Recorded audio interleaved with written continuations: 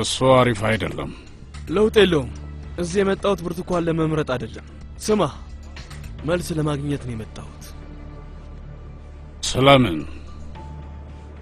ስለ እስረኛው ኦማር።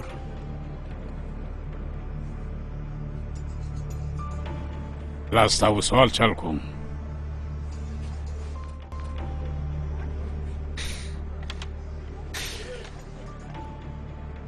እንግዲህ አታብግነኝ አጎቴ፣ እና ደግሞ በስርዓቱ ብናወራ ይሻላል።